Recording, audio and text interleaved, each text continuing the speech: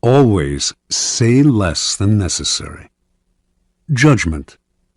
When you are trying to impress people with words, the more you say, the more common you appear, and the less in control.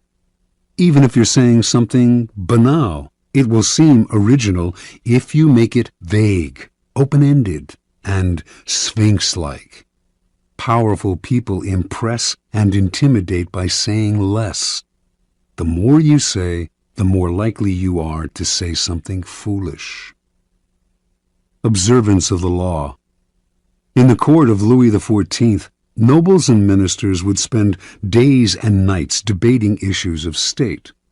They would confer, argue, make and break alliances, and argue again until finally the critical moment arrived.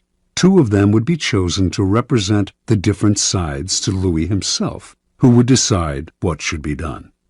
After these persons were chosen, everyone would argue some more. How should the issues be phrased? What would appeal to Louis? What would annoy him? At what time of day should the representatives approach him, and in what part of the Versailles Palace? What expression should they have on their faces? Finally, after all this was settled, the fateful moment would finally arrive. The two men would approach Louis, always a delicate matter, and when they finally had his ear, they would talk about the issue at hand, spelling out the options in detail. Louis would listen in silence, a most enigmatic look on his face.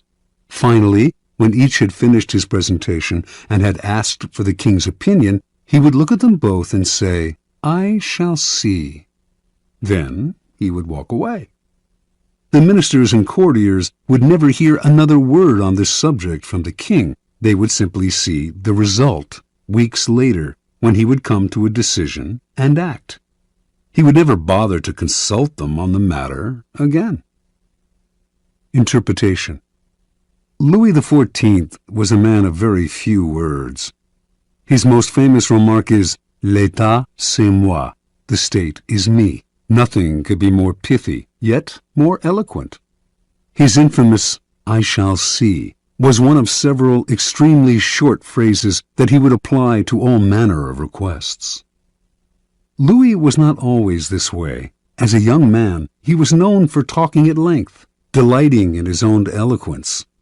His later taciturnity was self-imposed, an act, a mask he used to keep everybody below him off balance.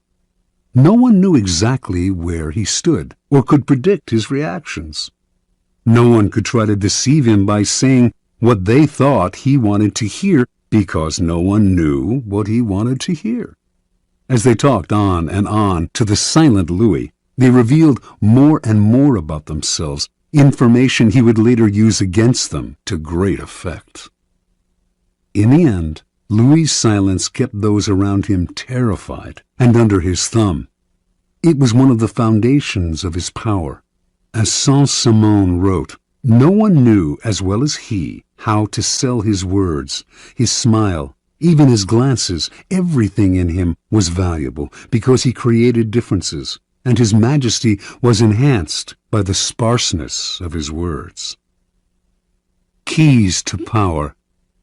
Power is, in many ways, a game of appearances, and when you say less than necessary, you inevitably appear greater and more powerful than you are. Your silence will make other people uncomfortable. Humans are machines of interpretation and explanation. They have to know what you are thinking. When you carefully control what you reveal, they cannot pierce your intentions or your meaning. Your short answers and silences will put them on the defensive, and they will jump in, nervously filling the silence with all kinds of comments that will reveal valuable information about them and their weaknesses.